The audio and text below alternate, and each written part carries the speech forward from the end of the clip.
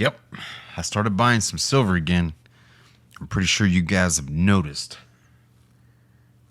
I don't feel too bad about it either.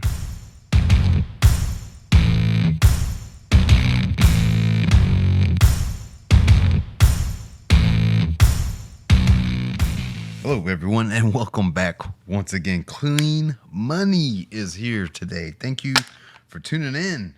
Appreciate it, guys. So, yes, I have been buying some silver lately, and I'm pretty sure you guys have noticed. And probably some of you guys are saying, what the hell, dude? You've been railing about silver for a couple years now. And that is completely accurate. Not a big fan of the premiums on silver. But I have a confession. What I did is I took all of my silver eagles. The only ones that I have left, yep, I did. I sold them. And I'm going to tell you why I ended up selling them. So the only ones I have left is I have some of these nice fancy ones. That's the 2019. Here is the 2021, which I'm not going to sell these. These are reverse proofs, man. I can't let these go. Let's see. Where is my other ones? Okay, so here's the other one. So this is 2021 type 1. So yeah, I'm not going to sell that one either. No big reason why. But I sold them. I got well over $30 for all of them.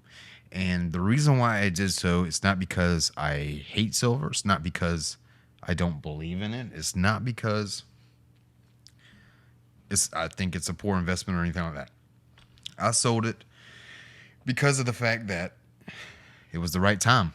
There was something that I was trying to get, and that was land. Okay. And you can't put a price on that as something that was going to be mine. No matter, I don't want to finance it.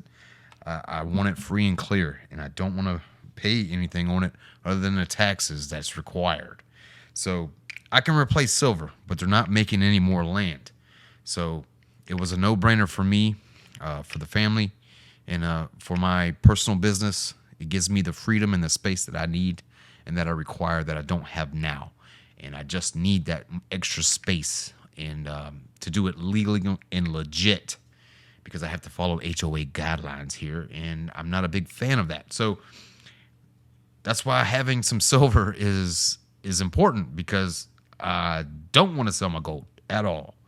I want to hang on to that. That is my bread and butter. Okay, that is a no sell scenario. But silver for me, it's more like an insurance policy / savings account / slush fund. Does that make sense? It's just the way that I feel about it. I don't purchase it for moon purposes, right? Huge speculation. I don't purchase it for that. I purchase it. We all have our own ways and things of buying. Okay, so buying all those silver eagles back when everybody was, and back then everybody was telling me that I'm a fool for buying those silver eagles, and that I'm dumb. That I'm dumb for paying those extra premiums, those $2 and $3 premiums. God, I was such an idiot back then, right? Not an idiot anymore. I cashed out on that and made myself better, and that's what it's all about. Okay, like I said, you can't put a price on that freedom. I can always get more silver eagles. Okay, I can always do that, and there will be a time when buying silver eagles makes sense again. And that time, well, to me, it smelt like the time to sell it and to take advantage of those. Did it hurt? Absolutely. I tried for months and months and months to do it, and it was difficult, extremely difficult to do. I did not want to let go. Hanging on to it is, you work so hard to get it and to obtain it. And letting go of the silver eagles, especially knowing that I'm not going to be able to replace them for the price that I got them, it was difficult. One of the hardest things I've had to do as far as buying and selling was letting go of those silver eagles. I've bought and sold a lot of premium stuff, sold it no problem, no issue at all. But letting go of those Silver Eagles, that was tough. And I mean, it's the bullion of my country, and it's something that I hold in deep regard. So, like I said, there'll be a time that I know for a fact that I'll be able to get those Silver Eagles back at a great price. It was just a great time to go ahead and take advantage of the situations that were taking place right now. And yeah, having land, man, that's important to me. And but what am I buying lately? I did buy 20 of these, and I've also been buying. I did buy a whole tube of these, and I've also been buying RCM bars like these right here. And just so you guys are aware, yeah, these are premium. And like I said, there's a method to my madness. It really is. And I know a lot of you guys love generics and you feel strongly about your generic silver, and there's nothing wrong with that. But for me, I like to buy silver a certain way because I know it works. And if you've never bought and sold, then you have no idea of how it works. So if you just buy nothing but generics, then you're going to get nothing but generic price when you sell.